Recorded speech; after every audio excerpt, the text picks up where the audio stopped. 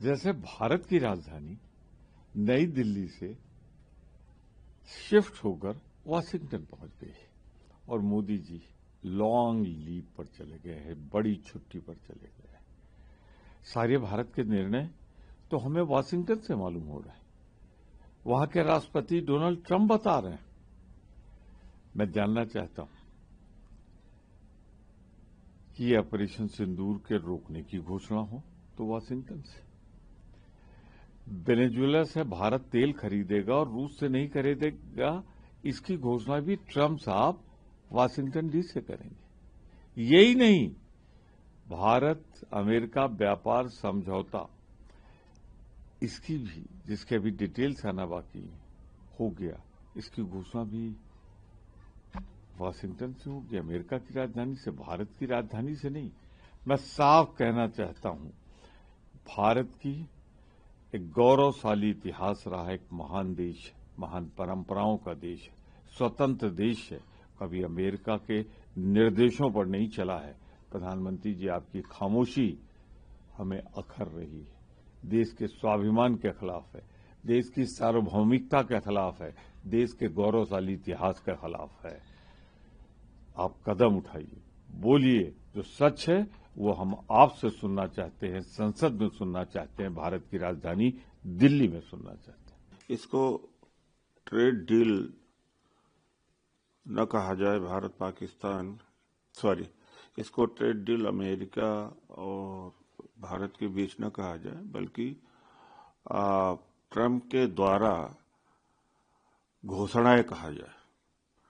Operation सिंदूर के मामले में भी ट्रंप ने फैसला लिया कि भारत पाकिस्तान का युद्ध रोका जाए। रूस से तेल न खरीदने का फैसला ट्रंप ने लिया।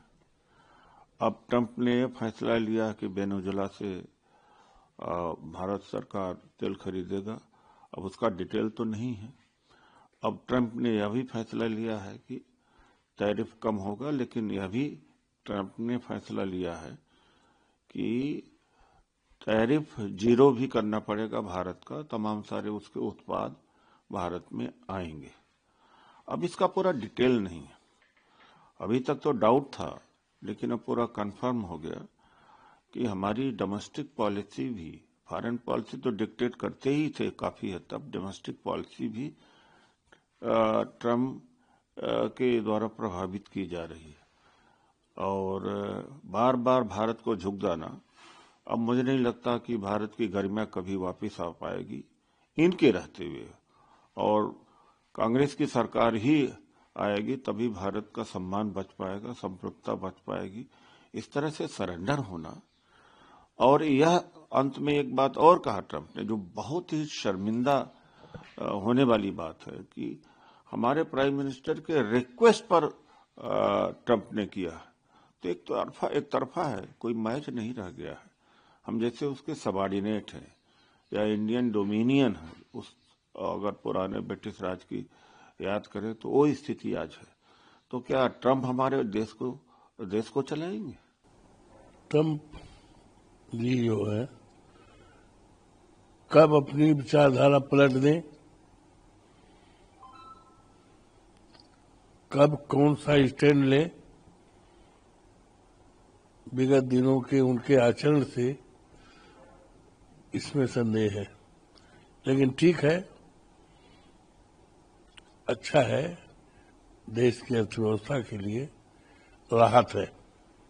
बहुत सारे और जो ट्रेड डील का पार्ट रहे हैं, जिसमें ये बात हुई है कि यूएस से एनर्जी हमें खरीदना पड़ेगा, हम रसिया से जो ऑयल बाई कर रहे हैं वो कम होगा, यूएस की तरफ झुकाव ज्यादा होगा, और कोल से रिलेटेड एग्रीकल्चर, बहुत कुछ निर्भर करता है हमारे देश की विदेश नीति पर।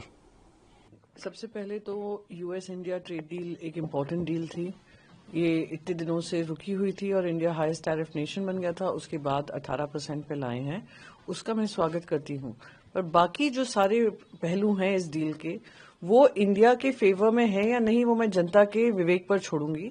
जिस तरीके से हमने टैरिफ के ट्रेड बैरियर्स हमने जीरो पे ले आए हैं, हमने ये अग्री कर दिया है, जो मैंने डोनाल्ड ट्रंप की ट्वीट से पढ़ा, क्योंकि हमारे देश की तरफ से ज्यादा कोई जानकारी नहीं मिली है।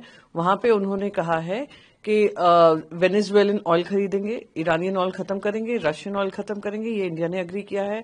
फिर हम अपने मार्केट्स जो हैं, देश का जो मार्केट है, agriculture goods and various other goods, जो एग्रीकल्चर पे ही सबसे ज्यादा जोर था हमारा कि नहीं आने चाहिए, ट्रेड बैरियर्स लगे रहने चाहिए, वो भी हटा दिए गए हैं।